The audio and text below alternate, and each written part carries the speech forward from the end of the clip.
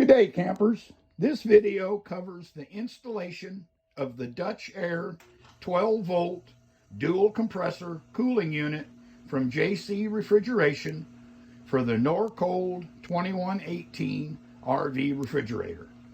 If you have not watched my video on removing the cooling unit from a NorCold RV refrigerator, you'll want to do that before watching this video. We have, using JC Refrigeration's manual, removed the gas electric cooling unit from the NorCold 2118 RV refrigerator and are now ready, using JC Refrigeration's manual, to install the Dutch Aire 12-volt dual compressor cooling unit. Be sure to stick around to the end where we, after putting the fridge back in the cabinet, will finish the installation by connecting the fridge to the batteries, etc. Clean the freezer plate and the refrigerator fin. You can pull the fin up through the plastic cutout to clean.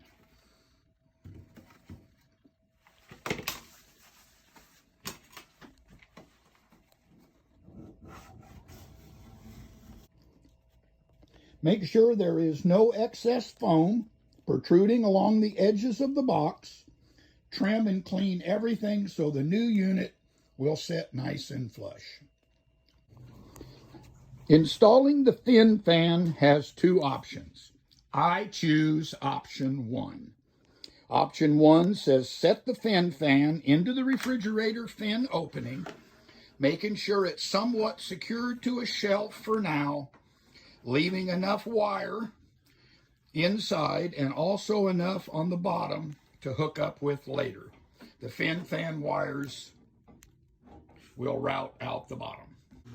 So remove the 2 ground screws and shift everything to the left to make sure there's enough room for the compressor assembly. The next step is to actually place the new cooling unit on the refrigerator box. The manual talks about putting that coolant conductive material on and then placing the cooling unit. I think we're going to place the cooling unit and dry fit it to make sure all the holes line up. Then we will remove it, add the cooling compound, and then reinstall the cooling unit.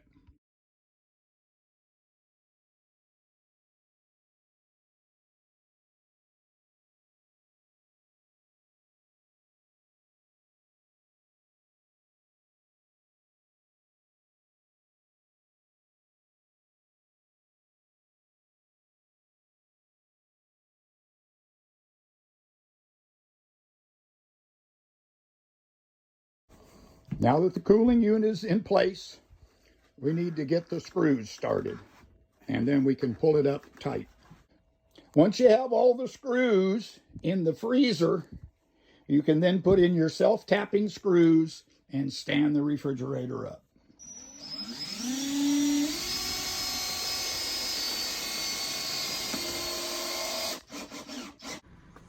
With the cooling unit in place, feed the temperature sensor through this hole into the freezer compartment.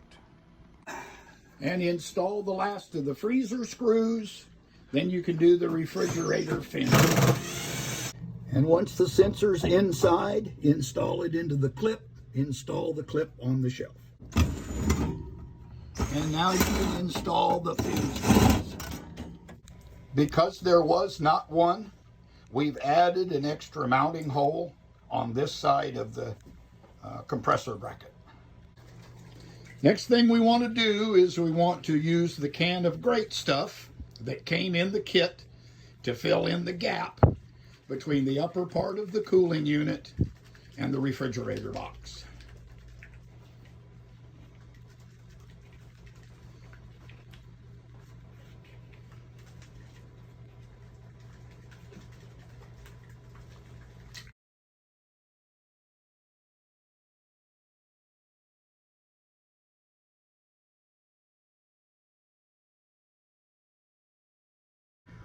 Couple of slight deviations from the installation manual.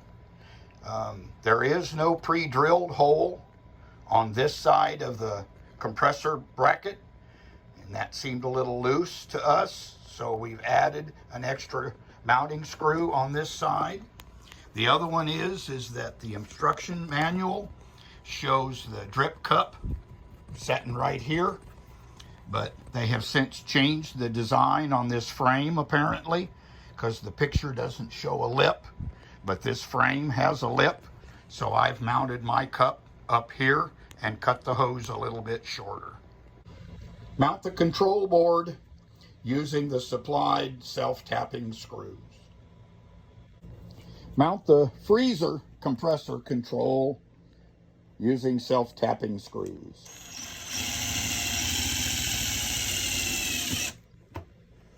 Question, do you think those are too long? Attach the board cover using the supplied self-tapping screws.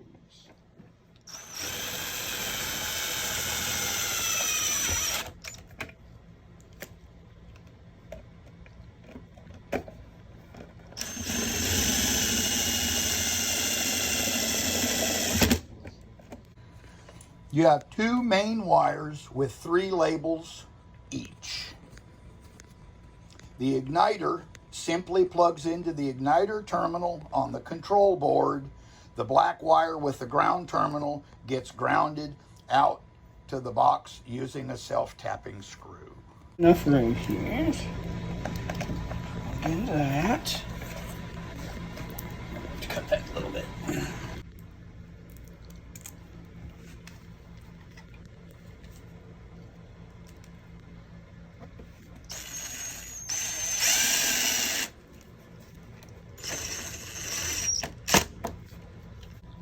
The 2 white wires coming from the main control board need to be plugged into the wires labeled gas valve wires. These 2 white wires used to go to the gas safety valve on the old unit. They have female ends. Our controller gas valve wires have male ends.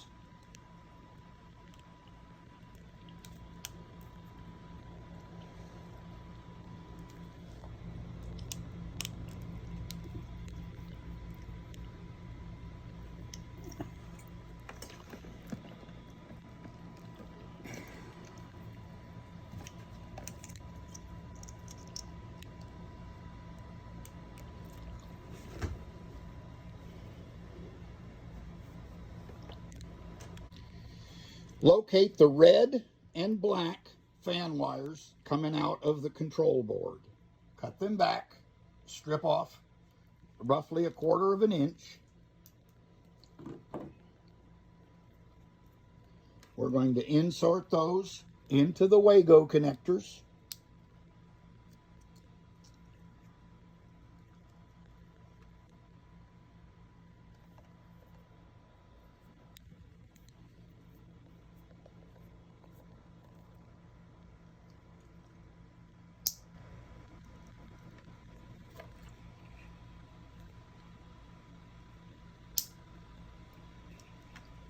Then we're going to take the fan wires from the fin fan and insert those into the same Wago connectors. Locate the control board plus and minus wires from the bundle and plug those into the control board plus and minus.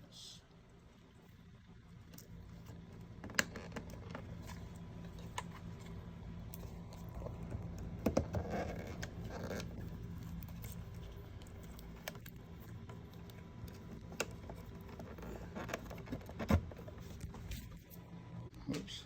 Once the foam is dried, then you can tape up the edges to make it look pretty.